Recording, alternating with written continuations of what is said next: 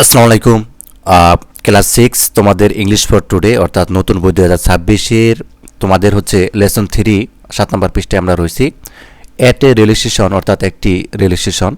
তো এই লেসনটা আজকে পড়বো, ঠিক আছে? তো যাই হোক, এখানে আমাদেরকে বলছে আফটার কমপ্লিটিং, যখন এটা শেষ করবে দ্য লেসন, তোমরা লেসন স্টুডেন্ট অর্থাৎ তোমরা হচ্ছে শুনবে উইল বি এবল টু, তোমরা যেগুলো অর্জন করবে, ঠিক আছে, সক্ষম হবে অর্জন করতে। টক অ্যাবাউট পিপল অর্থাৎ মানুষের সাথে কথা বলতে পারবে, প্লেস জায়গা, অ্যান্ড ফিমিলার অবজেক্টগুলো করতে পারবে ইন শর্ট সিম্পল সেন্টেন্স, ঠিক আছে।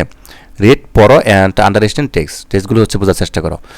তো এখানে দেখো এ নাম্বারে আমাদের বলছে রিড, পড়ো দ্য ফলোয়িং প্যাসেজ, এই প্যাসেজটা বা পাঠটা তোমরা হচ্ছে অনুসরণ করে পড়ো, এটা বলতেছে। তো চলো আমরা হচ্ছে পড়ে দেখি এখানে কী বলছে আমাদের। আচ্ছা, খুব ভালোভাবে খেয়াল করো। মাই ফ্রেন্ড সাজ্জাদ, আমার বন্ধু Sajjad, and I were sitting at the relation, আমার বন্ধু সাজ্জাদ এবং আমি একটা রিলেশনে বসেছিলাম। I come to see him off, এটা কি আমি অনুবাদ সহ পড়াই, তাহলে বুঝতে পারবা যে আমি তাকে বিদায় জানাতে এসেছিলাম, ঠিক আছে, আমি তাকে বিদায় জানাতে এসেছিলাম। আচ্ছা, Sajjad was going to Dhaka to his elder sister's house, সে তার বড় অর্থাৎ সাজ্জাদ কী করছিল, তার বড় বোনের বাসায় ঢাকায় বেড়াতে যাচ্ছিল। It was very crowded in the station, এটার মানে কি? এটার মানে হচ্ছে যে স্টেশনে খুব ভিড় ছিল, ঠিক আছে, স্টেশনে খুব ভিড় ছিল। আচ্ছা, তো তারপরে দেখি আমরা ক্রাউডেড মানে ভিড়, লোকজন আর কি অনেক বেশি। আচ্ছা, there was a long line of people at the ticket counter, অর্থাৎ যেখানে টিকিট কাটে সেখানে কিন্তু লম্বা মানুষের ভিড় ছিল। A women was standing in the queue, তো এখানে আমাদের কী বলতেছে? এখানে বলতেছে যে একজন মহিলা, ঠিক আছে, কি করতেছিল? একজন মহিলা লাইনে দাঁড়িয়েছিলেন, ঠিক আছে। আচ্ছা, তারপর কি বলতেছে?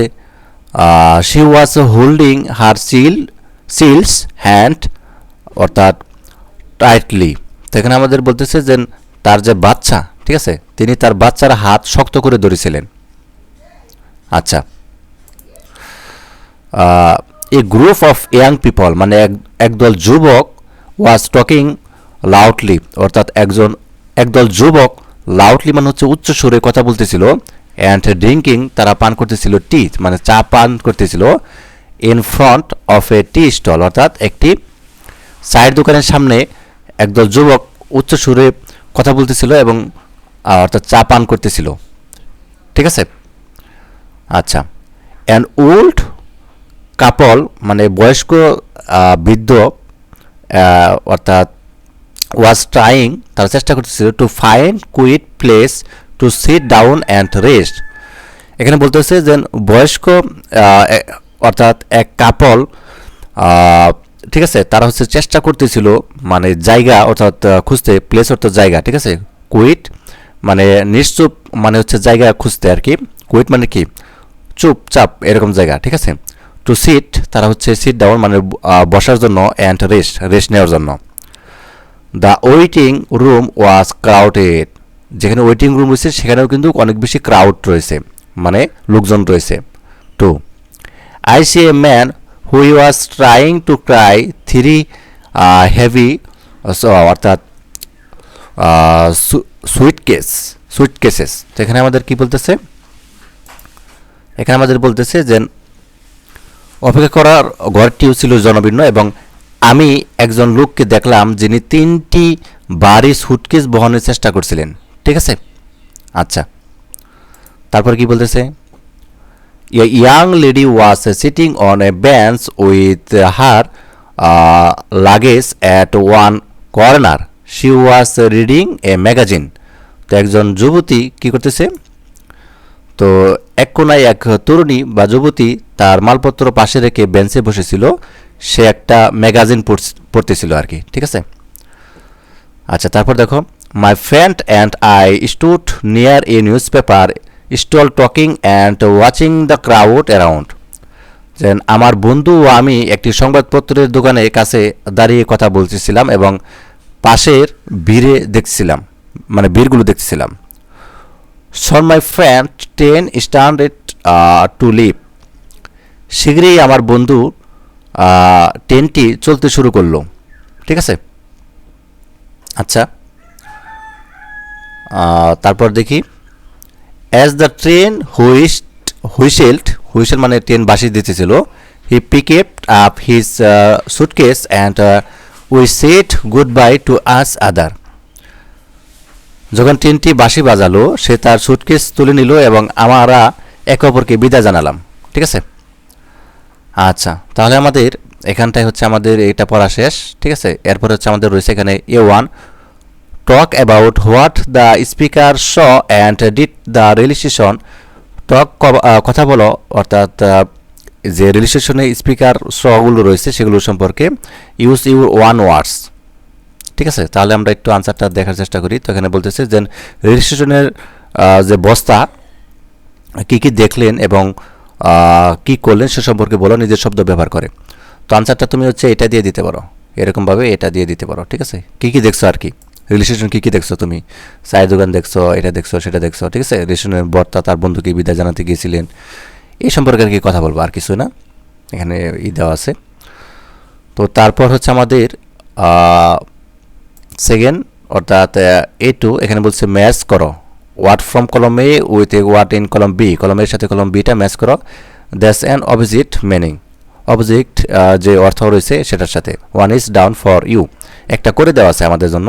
দেখো, এটা বলতেছে একটা করে দেওয়া আছে। লং, এটা বিপরীত শব্দ বা হচ্ছে এটার সাথে কোনটা যাচ্ছে, শর্ট।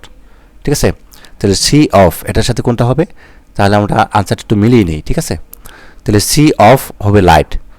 সি অফ মানে কি, বন্ধ, আর লাইট মানে হচ্ছে জ্বালানো। আচ্ছা, লং লম্বা, বিজি। ঠিক আছে, কুইট মানে চুপ থাকা, আর রিসিভ মানে কি, ঠিক আছে, হ্যাভি গ্রহণ করা আর কি। হ্যাভি ড্রপ, আর পিক আপ শর্ট। আচ্ছা, এইভাবে দেওয়া আছে, এটার সাথে আমাদের এখন মিলাবো। ঠিক আছে, যেমন সি অফ এটার সাথে কী হবে, রিসিভ। সি অফ মানে বিদায় জানানো, আর রিসিভ মানে অভ্যর্থনা জানানো। ঠিক আছে, লংয়ের সাথে শর্ট এটাতে দেওয়া আছে। কুইট শান্ত, আর বিজি মানে ব্যস্ত, এটার সাথে হবে। হ্যাভি ভারী, লাইট মানে হালকা। ঠিক আছে, আর পিক আপ অর্থাৎ উত্তোল করা, এবং ড্রপ মানে ফেলে দেওয়া।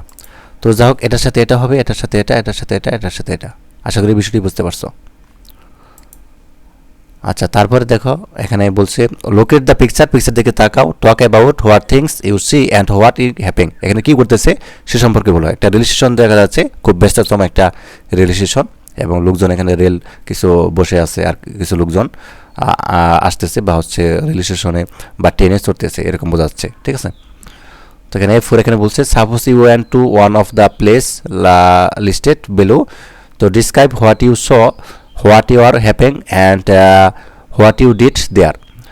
তো এখানে আমাদের যেটি বলতেছে তোমাদেরই সহ দেখায়, তাহলে বুঝতে সুবিধা হবে।